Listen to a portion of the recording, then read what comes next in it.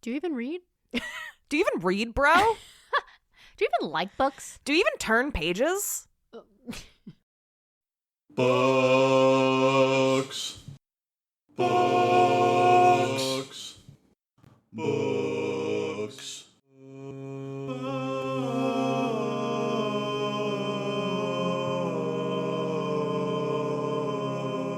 Hello and welcome to Didn't Read It, the podcast that may or may not be a product of the world of the Fae.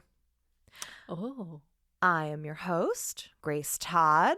I write stuff, I edit things sometimes, and I come here every week to talk about books. You're generally pretty cool.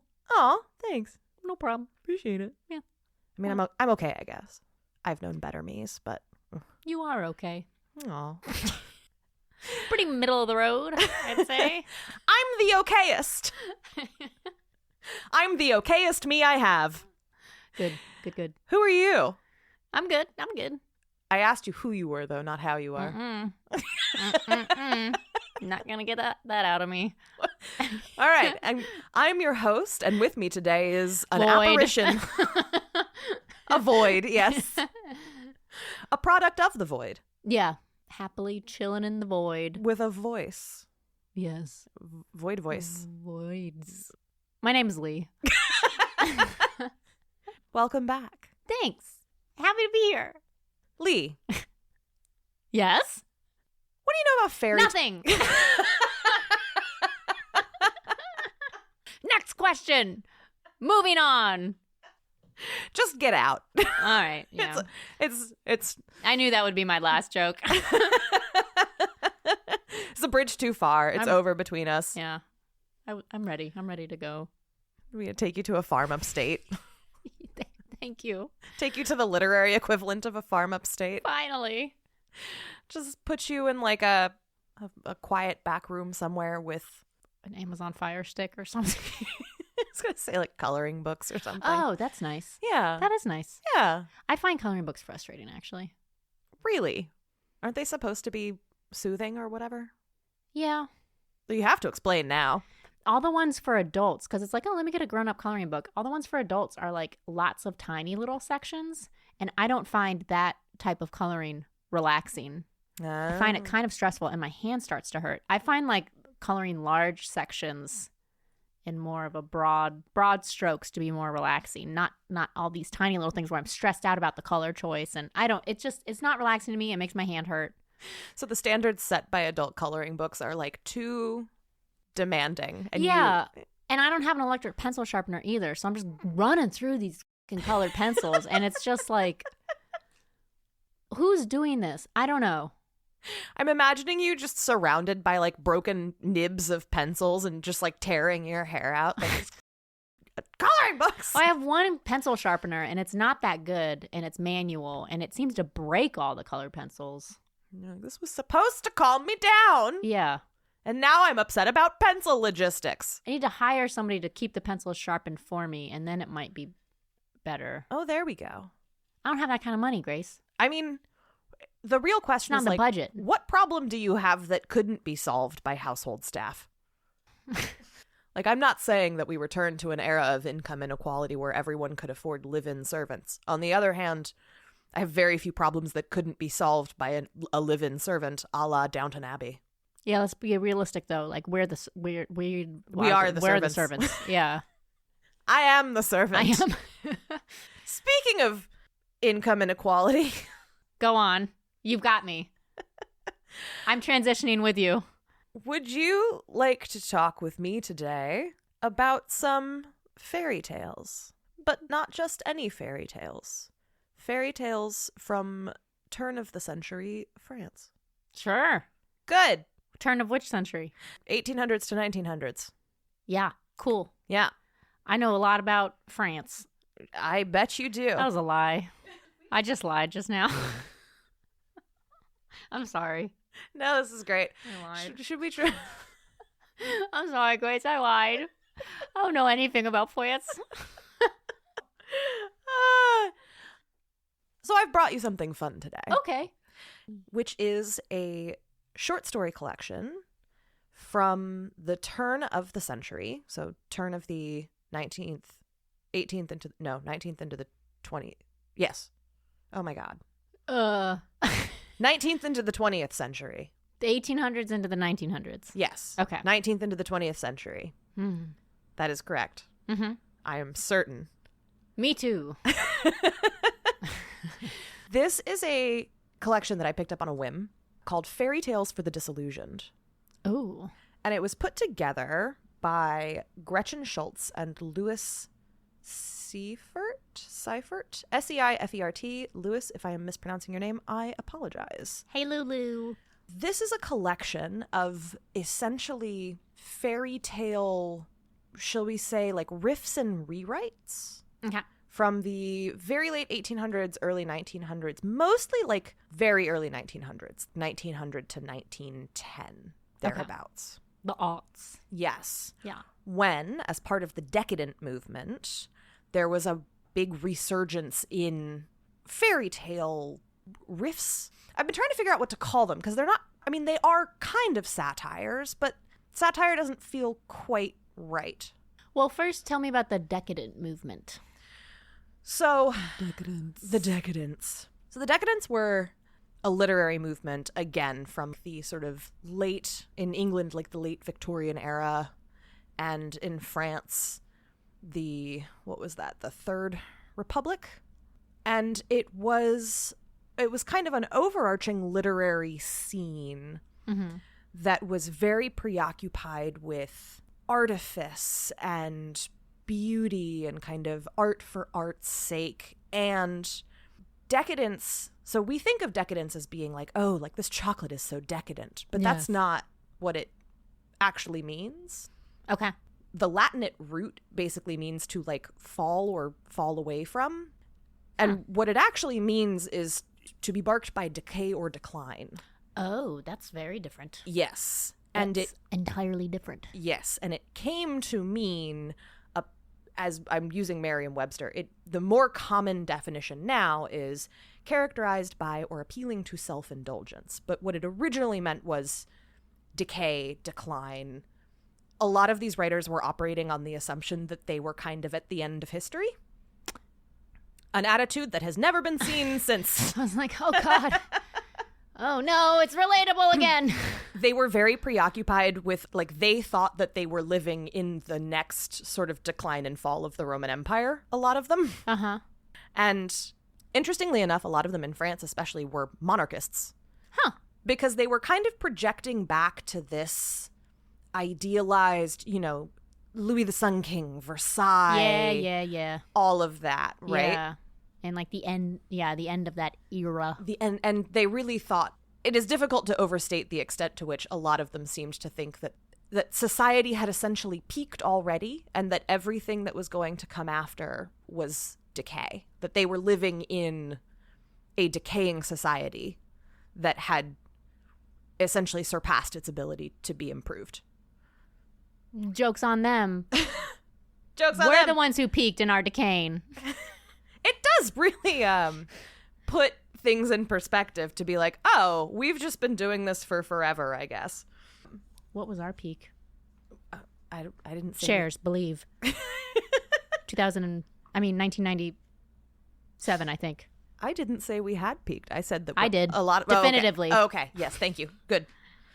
This collection, and I should say, I cannot recommend this collection enough. Like, okay. if this episode interests you, we're going to cover a couple of the stories in here today. I think we're just like 2. But this is actively in print. These editors are alive and will benefit from their work. I'm going to read a couple of excerpts out of their introduction, which is very, very good. Just like a fantastic, very concise little essay that sort of introduces the era, the concepts at work. Buy this book if it seems up your alley, because it's great and it's really well done. So the stories are old. This collection of them is recent. Exactly. So these two... I almost had a moment where I was like, but wait, but the authors are still alive. So the 2 editors who put it together are both professors of French studies at Brown University. Good for you, Lulu. I know him. He knows me. It's fine. We're friends. Yeah. Lulu and Gretchen. Shout out Lulu and Gretchy. So as part of this decadent movement, there was this kind of explosion of interest in fairy tales and fairy stories because especially in France, Charles Perrault, right, who compiled one of the original collections of fairy tales back in the 1700s, Okay. is a very important literary figure in France. Fairy tales are like a big part of their literary history, and they're very attached to it and proud of it. When we're talking about fairy tales, do we mean like local legends that have been passed down, kind of like oral histories of fanciful tales? And We're talking Cinderella, Puss in Boots, Sleeping Beauty, Jack and the Beanstalk, all the ones that you know. All the hits. Yeah, all the hits. Yeah. And Shrek. then all the ones that you think of as being, like, if I ask you to start listing off classic fairy tale characters, they almost all come from either Charles Perrault or the Brothers Grimm, and a lot of them are French. Oh, yeah, what about The Little Mermaid, huh? What about Hans Christian Andersen? What do you know about that, huh? Because he was, like, Dutch or something, huh? Yeah, that too. Okay, as long as we know that I know what we're talking about. Uh-huh, Okay. yeah. But a lot of them are French. And they became very, very popular during, again, like, the court of King Louis, when literacy was improving. Back when things were good. Yeah, well, yes, exactly. And so the fairy tales themselves, from the perspective of these authors at the turn of the century, are affiliated with this kind of idealized past. Yes, okay. Because that is when fairy tales were becoming extremely popular, and they are sort of irrevocably tied to this imagined, wonderful, kind of fantastic French monarchy. This idealized past. Yeah, history of like beauty and greatness when things were all good. Yes, exactly. Bit of a French lost cause. One of the things from the introduction, it says, this burst in the production of fairy tales coincided with the decadent movement, the cynicism of which countered positivism in general and naturalism in particular.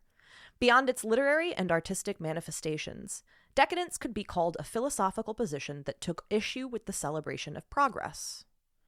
Although it was much more innovative and experimental than was the stylistic conservatism of naturalist fiction, decadent literature followed a logic that was politically conservative. Like monarchists and proponents of the church, decadent writers regretted the fall of the aristocracy and the rise of the bourgeoisie and working classes. Instead of seeking advancement in new technologies, they were frightened by modernization and appalled by democratization and ensuing changes in the social landscape. This was reminding me of a lot of current day things. What? Help, I'm being reminded. Help, I'm being reminded. And I don't like it. It's like a lot of modern day wellness culture that's like, we used to be great, and there's this like ideal past natural self that we have gotten away from. Uh-huh. For them, a lot of it too is tied to a pretty self-conscious rejection of like technological advancement. Mm-hmm. Because again, right, fairy tales, it's very nature heavy. Yeah. Fairies in particular are considered, they're affiliated with trees in the forest. Fairies famously anti-tech. Yes, exactly. And it's funny because, as with nearly any social movement, there are kind of things they get right and things they get wrong. And obviously, a return to the monarchy is good for absolutely nobody. But they are... I can think of one guy it's good for. He was dead already. Oh. Well, I don't know. Get a new one. I don't know. There have always been various people rattling around claiming that they're the natural heir to the throne of France, and I'm sure there's probably one now. But what they were getting right was that the massive explosion in technological advancements at the turn of the century, while fantastic in very many ways, was already pretty self-evidently environmentally catastrophic. Yeah. They weren't thinking of it in terms of like, this is environmentally catastrophic necessarily, but it was dirty and loud, and forests were being clear cut, and everything was being underpinned by burning massive amounts of coal. Yeah. And cities were being increasingly ensmogged. The great ensmognification. And, you know, that whole little black lung thing. Yeah. And also, like, the minute that we got cars, people started dying in car accidents and running each other over. And, you know, it was less than ideal. More money, more problems. It's interesting because there are ways in which they are very backward looking, and there are some ways in which they are very forward looking. And I've picked two. On purpose? Well, you'll see. Oh. I've picked two that I think are a really nice kind of pairing or contrast with each other, because I think one really reflects that kind of regressive, backward-looking, you know, back in my day attitude. And one of them is much more invested in playing with some of the possibilities of feeling like you're living at the end of the world. Yeah. And so I'm going to start with the titular story. You had me at tit. I always do. I am captivated. Which is also called Fairy Tales for the Disillusioned. Great name. And sounds like an indie album from 2007. It was written by Willie. Full stop. It's a pen name. And it's Willie. Willie. Which is the pen name of... Is that French? I guess, yes. How would they say it in France? Really? I have no idea. Really, really winky. We'll go with that. But it was the pen name of Henry... Le Plume. Oh, it's probably... What? Henri Gauthier Villars? Who is now primarily known as the author Colette's first horrible husband. Oh. I think I've heard of Colette. Yeah. I've heard that name. Oh, but I think it's because that's the name of a character in Les Mis. Oh, yeah. And I was in Les Mis because I was a theater kid. You were a theater kid. But I can't even remember the name of the character. Anyway, go on. I know about France. All right. So we're going to start. We'll talk a little bit more about Willie. Willie. We're just going Scottish with it. Fuck it. Willie. So we're going to start with Fairy Tales for the Disillusioned. Great name. Great title. Let's see. Once upon a time, there were two beautiful children who were named Daphnis and Chloe, and who knew nothing of life because they were convent schooled. It happened. Sick burn. Right? It happened that on the eve of their wedding, they lost their way. Wait. They're not siblings. Oh. It's like, hold on.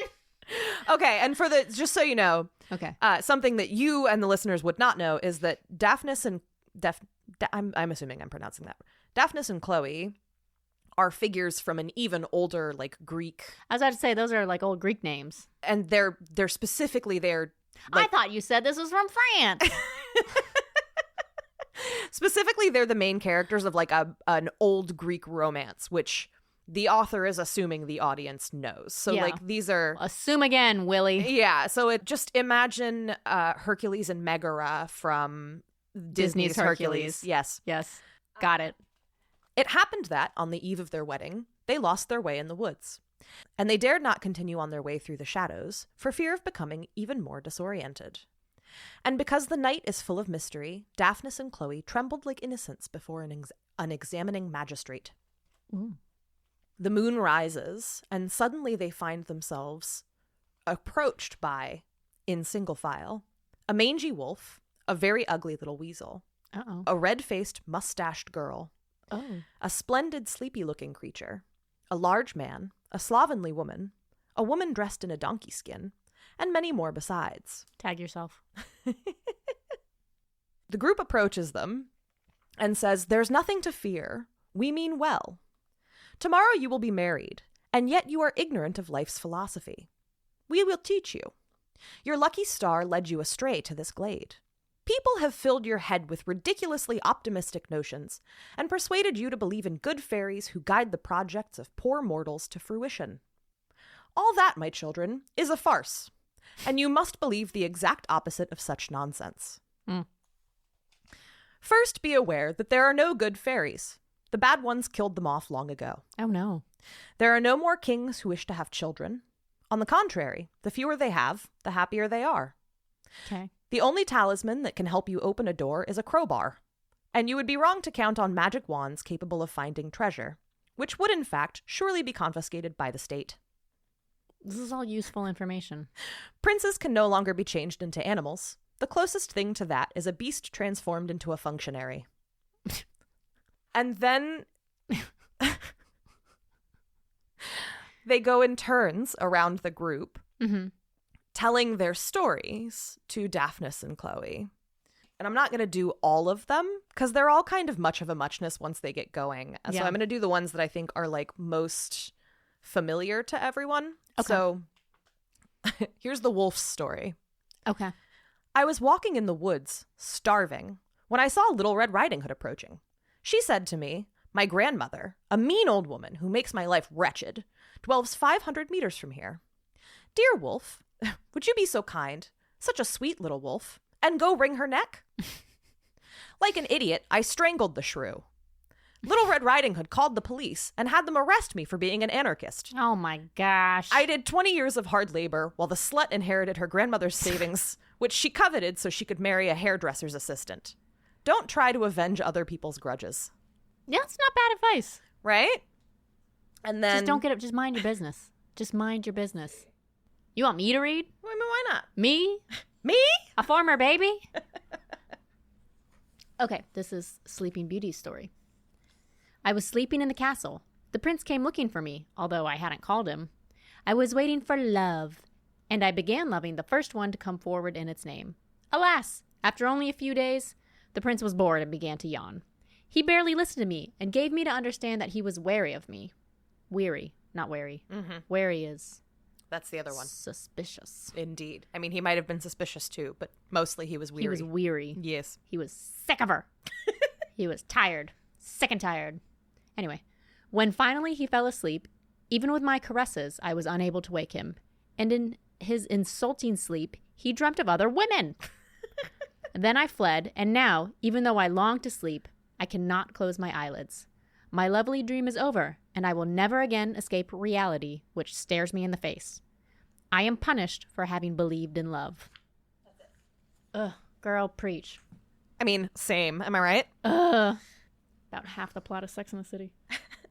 Cinderella's story. Like all unhappy people, I've had my troubles, but troubles of no interest to others. I sacrificed myself for my beastly sisters. I amassed dowries for them, and they beat me. Then I fell for a cobbler who stiffed me in turn. And my children imitated their father. Such is the destiny of women, to take knocks and keep house while dreaming of adventures that never come. No godmother, fairy or otherwise, protected me. Mice nibbled on my second-rate skirts, and, as for glass slippers, all I ever had were worn-out shoes. Married life is a sham. Oh, boy. And then finally, are you familiar with Bluebeard? The story of Bluebeard? I think so. It's not quite as popular as some of the other. I mean, they certainly haven't made a Disney movie out of Bluebeard. Didn't we watch that movie? We did. We watched it together a long time ago. Yeah. It's f***ed up. Yeah, he's the guy who murdered like 7 of his wives. A lot of people. Yeah. A lot of women. Just wives. Just wives. Just wives. Yeah. Just marries them and murders them. Yeah. So this is Bluebeard's story. Okay. Per Willie. What slander have I endured? I've had 7 wives. The first 6 walked out on me to circle the globe with big shots. The 7th ran off with a contralto, after having carefully packed up all the riches of my palace with the help of her 2 brothers and her sister. While those thieves were robbing me, Anne was keeping lookout.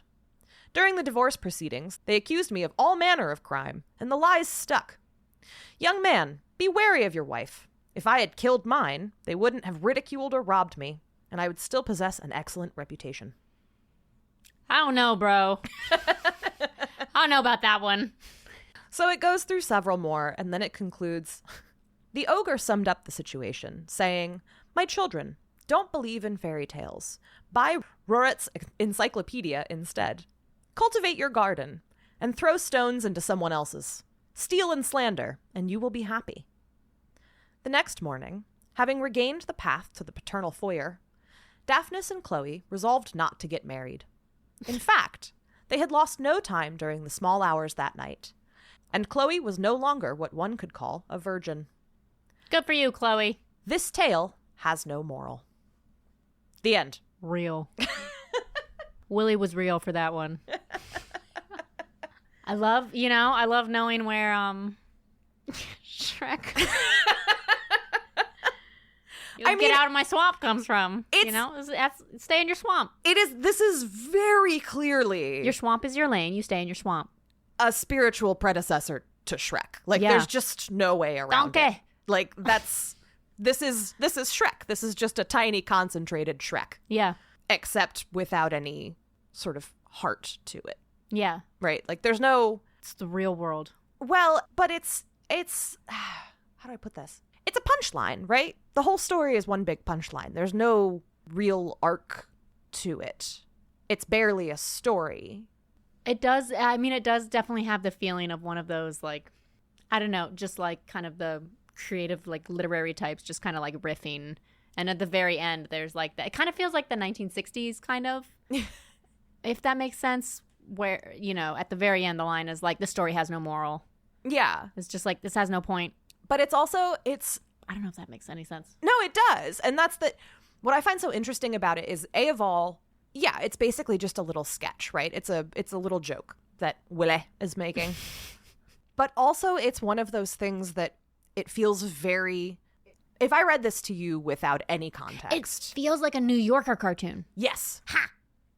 It does. No, it absolutely does. Yeah. This is one of those things that is very funny, but if you pick it apart even a little bit, it's also pretty regressive, right? Mm-hmm. The sort of idealistic underpinnings of it are are backwards looking. Yeah.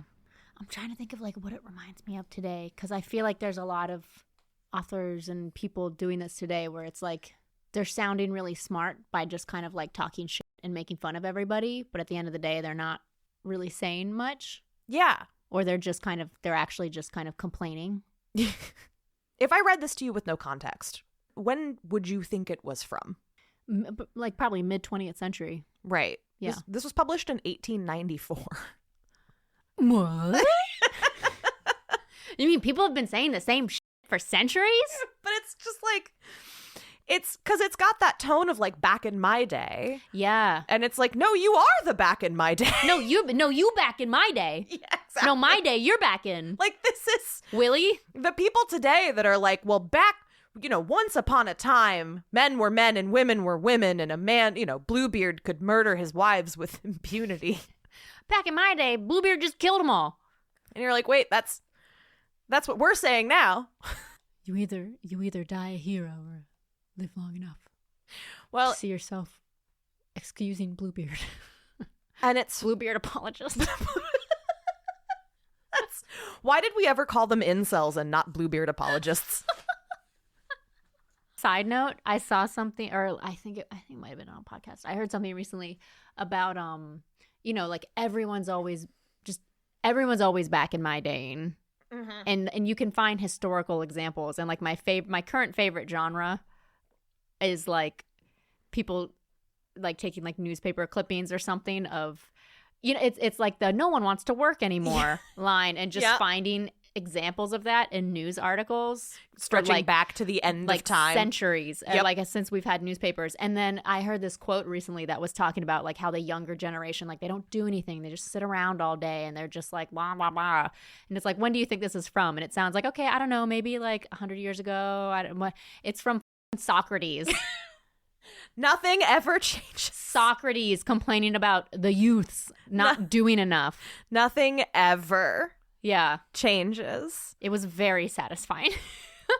One of the things that really tickles me is, so this story is attributed to Willie, right, which is one of this guy's pen names. Mm-hmm. And he's now primarily known as Colette's William Falk. Oh. Twist! Oh, y'all wanted a twist? It can't be William Faulkner. There were no mules in this story. Not enough mules. But he's kind of been forgotten by literary history, except insofar as he was Colette's first horrible husband. And the reason he was so horrible or one of the reasons. Very famous French author. Okay. We will absolutely dig into her properly at a different point. But he published her first books under his name. Which was a nice thing to... Was that nice No. of him? Oh, he was No. stealing them. Yes. Oh, he was doing a steal. Yeah. So okay. I thought he was like trying to help her out. No, she Oh. wrote them and he published them under his own name and told everyone he wrote them. Oh, Willie. And he also basically ran these little literary sweatshops, I guess would be the term. He was unpaid internships kind of thing? basically. Yeah. So he was considered incredibly prolific. Was he? And it's because he had literal teams of ghostwriters. You had internships like this. Uh-huh. Yep. And so he might not even have written this story. You wrote like entire magazines, basically. And you're like, yeah, well, I'm not getting paid, but I am getting a byline. Well, and we were all so excited. Yeah, well, they for didn't. you. They didn't even get bylines though. They No. were straight up ghostwriting his shit, Yeah. and he was publishing it under his name. So, Which was Willie. who wrote this story? We don't know. I mean, it might have been him. I'm sure out there's some scholar who's like, actually, if you look at the dates, he probably wrote it himself. But Sure. you know what happens if you run a literary sweatshop full of teams of ghostwriters? Do they rebel? No. Do they stab you? What happens is that I get to say, without even an ounce of guilt, that you might not have written the story. Oh, yeah. Yeah. Sorry. That's fair. Yeah. And also probably true. Sucks to suck, Willie. Yeah. Come at me, bro. But you can tell, looking at this, you can tell that he is one of those guys who's like, things were better, right? Yeah. We're Met a lot of Willies in my day. Uh-huh. But before we dive all the way into the Shrek content that I'm sure is coming. Yes. The other story that I wanted to touch on is, I think, a nice contrast to that. Okay. This is a short story by Renee Vivien Renee. called Prince Charming. Ooh. My curious little girl, I promised to tell you the true story of Sorolta Andrasi. You knew her, didn't you? You remember her black hair with a reddish-blue sheen and her amorous eyes, imploring and melancholy? Sorolta lived in the country with her elderly mother. Their neighbors were the Seshenis, who had recently left Budapest once and for all. A bizarre family, if truth be told. Bella could have been mistaken for a little girl, and his sister Turka for a young boy. The strange thing is that Bella possessed all the feminine virtues, and Turka all the masculine vices. Bella's hair was a greenish blonde, and Turka's, more lively, a pinkish blonde. The brother and sister resembled one another in a strange way, and that's quite rare among members of the same family, no matter what they say. So Bella and Turka, Bella is always a fragile little boy, frail, and it says that Turka grew in her own way, like a weed. She lived outdoors, climbing trees, marauding, pillaging vegetable gardens, insufferable and a pest with everyone. She was a child without tenderness and sentimentality. Bella, on the other hand, was the very definition of sweetness. His devotion to his mother took the form of incessant hugs and caresses. Turka loved no one, and no one loved her. Sorolta and Bella and Turka are all roughly the same age, and they play together and they know each other quite well. And then, because Bella is so unwell in part, Bella and Turka's mother take them off to live in, I think, like the south of France. Something like that. Must be nice. Yeah, they go to Nice. Oh. Because Bella has an excessively sensitive stomach. Gotta go to Nice. And even though they've been separated for years, Sorolta always remembers Bella, the overly frail, rather too pretty little boy. And she tells herself as a little girl that someday when she's going to get married, she's going to marry Bella, right? Mm-hmm. Just, pretty standard fairy tale stuff. Classic little kid move. Years pass. They're older. She was dreaming at her window one violet evening when her mother came to tell her that Bella had returned. Oh.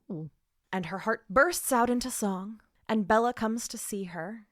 And it says that he was the same, and yet far more charming than before. Sorolta was happy that he had kept that soft and effeminate look she had liked so much. He was still the fragile little boy, but now this boy possessed an indescribable grace. Sorolta searched in vain for the cause of the transformation that made him so attractive to her. Puberty. His voice was musical and remote, like an echo from the mountains. She admired everything about him, down to his stone-gray English suit and mauve tie. With his changed eyes, his strangely beautiful eyes, his eyes that were not like the eyes of other men, Bella gazed at the young girl. And so they have their tendernesses, their caresses. His heart beat in cadence with that other heart. He sometimes looked at her without speaking, like someone meditating before a flawless statue. I'm waiting for that other shoe to drop. What's gonna happen? She asks him about his sister, eventually. I ate her. And he says she's still in Nice. And it says that she came to understand that he did not like his sister, which was hardly surprising, of course, since she was such a taciturn and timid little girl. She was timid? Didn't sound like she was timid. Well, I think I might have glossed over that, but there was a weird thing about how Turka never really wanted to play with Sorolta. Okay. And how every time Sorolta tried to talk to her, Turka would get weird and run away. Finally, what was destined to happen happened. Bella asked her to marry him a few months later. He reached his 21st birthday. Sorolta's mother was not opposed to the union. Their engagement was unreal, as refined as the white roses that Bella brought each day. Their declarations, uttered with heartfelt excitement on their lips, were more fervent than poems. Their nuptial dream passed into the depths of silence. Why, Sorolta asked, are you more worthy of being loved than other young men? Why do you have a softness they know nothing of? Where did you learn the divine words they never utter? The ceremony was private. Candles enlivened the pinkish luster of Bella's blonde locks. Incense drifted toward him, and the thunderous organ exulted and glorified him. For the first time since the beginning of the world, the bridegroom was as beautiful as the bride. They left for the blue shores that provoke the desire of lovers. They were seen, the divine couple, eyelashes to eyelashes and eyelids to eyelids. They were seen, amorously intertwined, the black hair of the beloved spread out on the blonde hair of the lover. But here, my curious little girl, is where the story becomes a bit difficult to tell. A few months later, the real Bella appeared. But he was not Prince Charming. Alas, he was only a pretty boy, nothing more. Now, by appeared, do we mean revealed himself, or do we mean a totally different person? He searched desperately for the identity of the young usurper. Ah! Aha! And he discovered that the usurper in question was his sister. Yes! Turka. Sorolta and...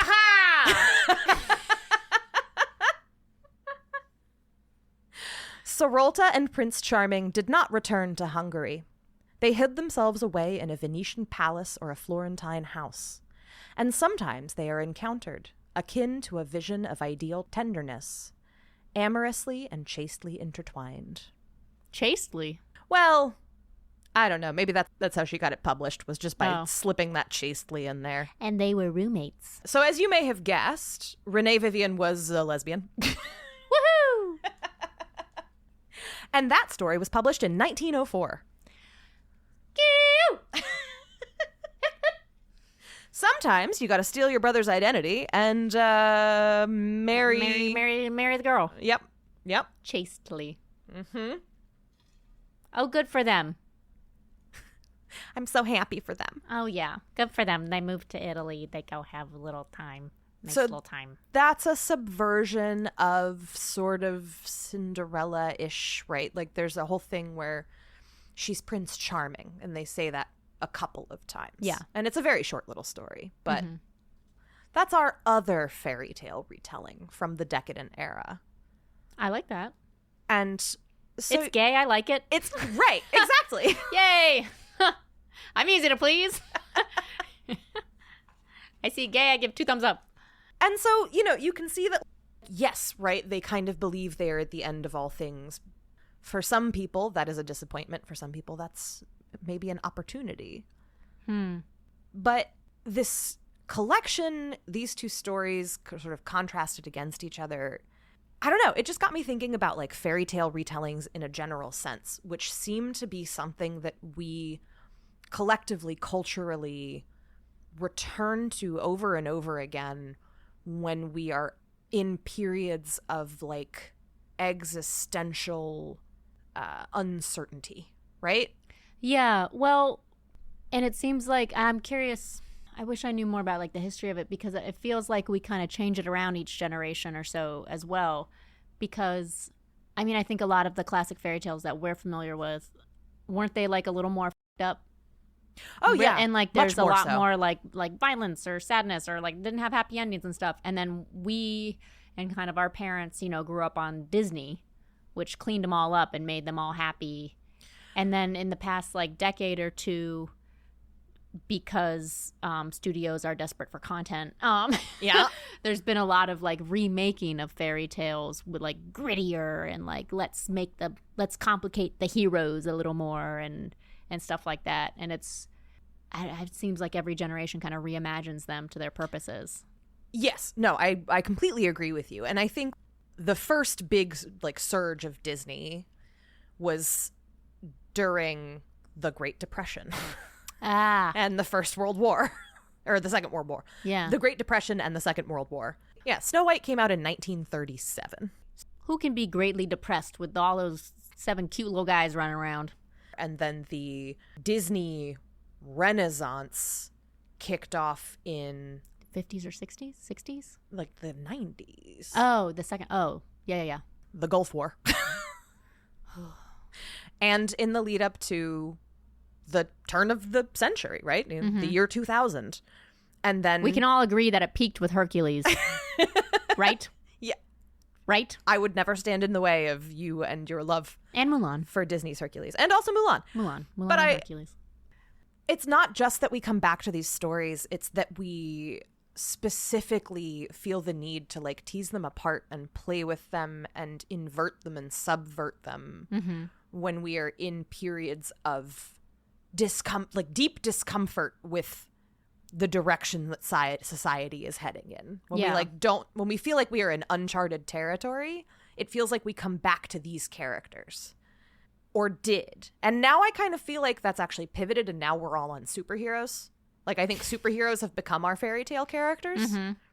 It is interesting to think about like which archetypes we reach for and which ones are taken seriously at different times. Because for the longest time I feel like in European culture there was a very, very big focus on like classical Greek mythology and retelling those stories and using those narratives a lot. And then perhaps fairy tales like weren't taken as seriously, you know. And then now, as you say, like now we're on a big like superhero kick. And it's just interesting which stories we reach back to like tell over and over again.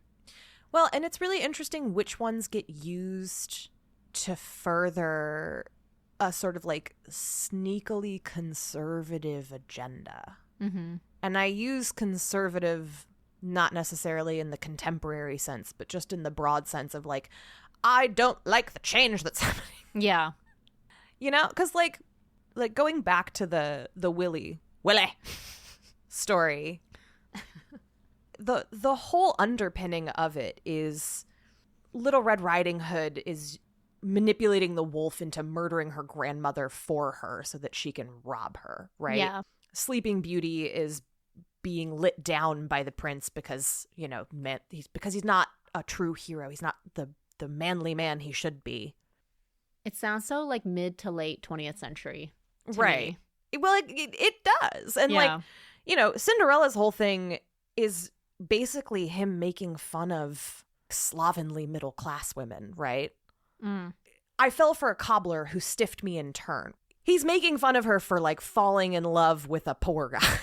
Ew. Trashy. That's very much a jab at class. The equivalent joke now would be like, I fell for a plumber or something, even though girl in this economy. Well, I was going to say like, but you should.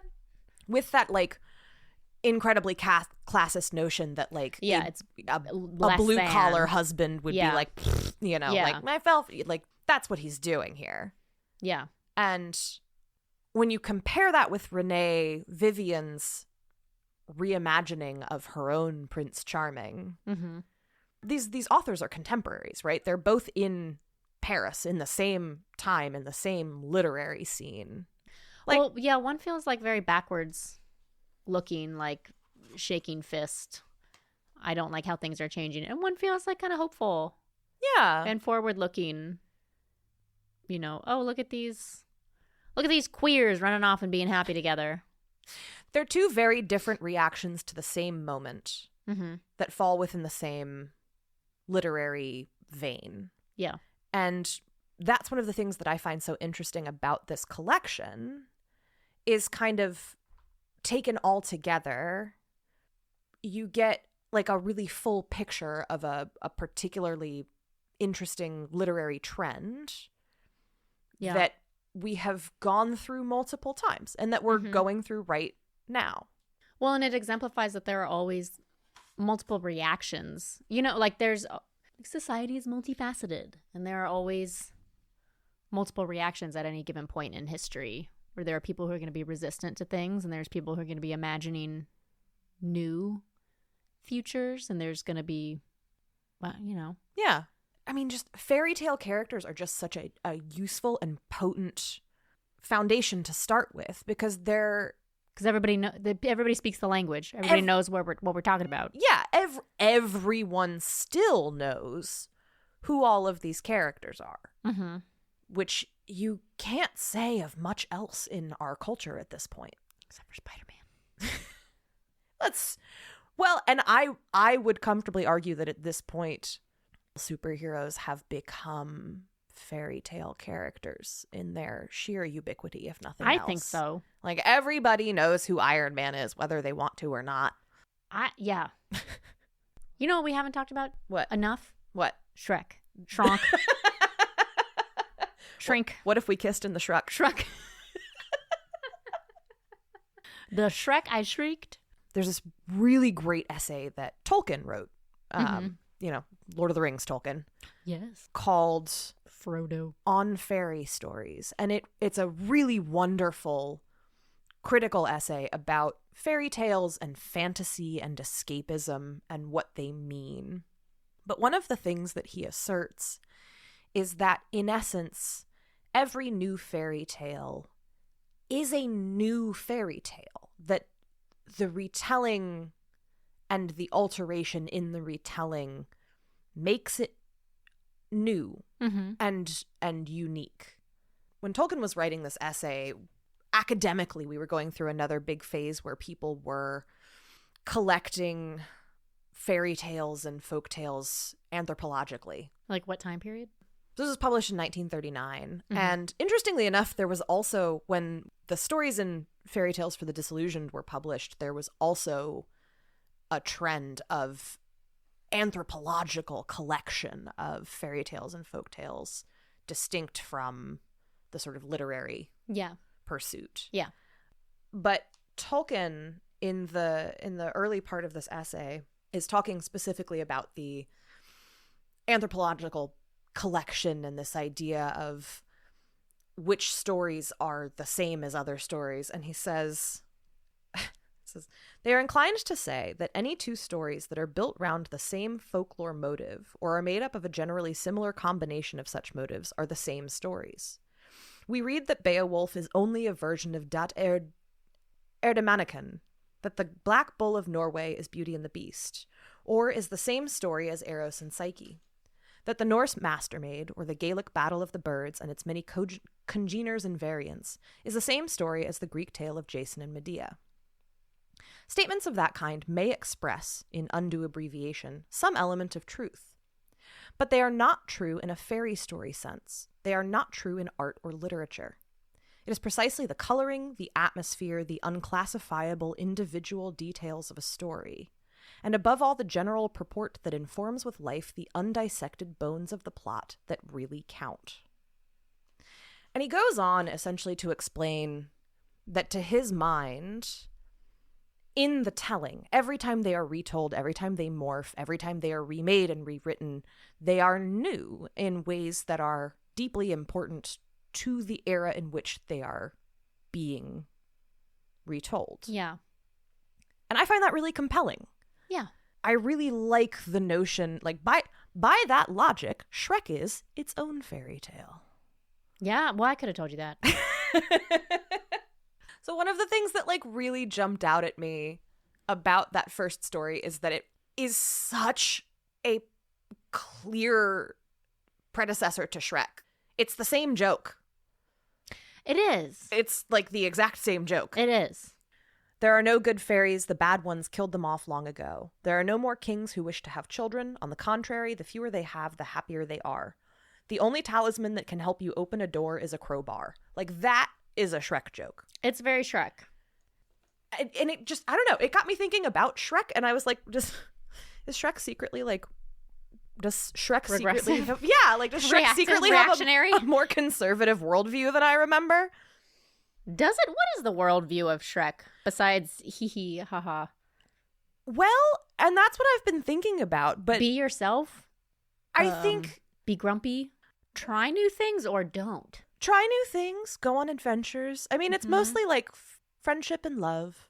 Like, it's a fundamentally sweet film. That ogre got feelings. That fundamentally has things to say other than hee hee ha ha, the world is worse than you think it is. What if problems of real world projected onto fairy tale character?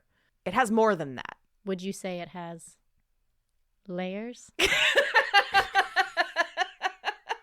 Yes. Like a cake? A cake has layers. Yes. Yeah. And it's also had that big old dragon, that tiny little donkey. Which one of them is a top, you think? The drat? You never know. Don't be sizist. We know she's down bad for him, so. I think it's the donkey. Yeah. I think you might be right. Because I think she would kill him if she tried to top him. I don't know. She's got a lot of finesse with those claws, but yeah, I think emotionally it makes more sense that he's the top. Yeah. Because, she's like big and powerful. Yeah. She gets home after. She wants, She wants to relax, you know? She wants to be taken care of. Yeah. Thrown around a little bit. Yeah. Those tiny little donkey hooves. Yeah. You know what kind of follows the same formula? Is a lot of our horror movie characters.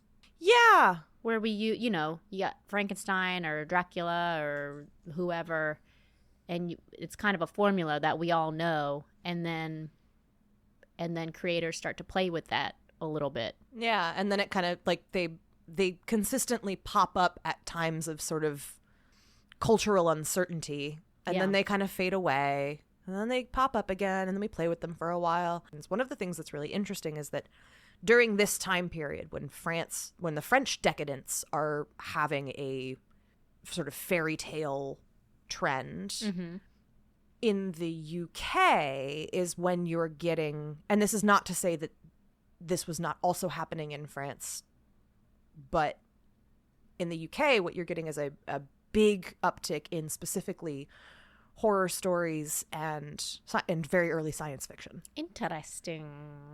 And I didn't know that. So you've got kind of the decadent movement, the end of the great end of the century, the overarching fear around technology and where it's going. Like, you get these stories. This is also where you get, like, Dr. Jekyll and Mr. Hyde. Like, that's where a lot of these classic horror stories come from, is this same era. Yeah. There's different ways to, like, when things are changing rapidly and the world is changing rapidly, there's a few different reactions to have. Well, and common anxieties maybe that change provokes. Yeah, exactly. They become part of the zeitgeist and kind of come forward, and then we start playing, then they become old hat, and then we get freaked out again, and we look back to when things seemed easier, because everything looks easier when you're looking at it from 100 years after the fact. Yeah, never mind the plague. Never mind the plague.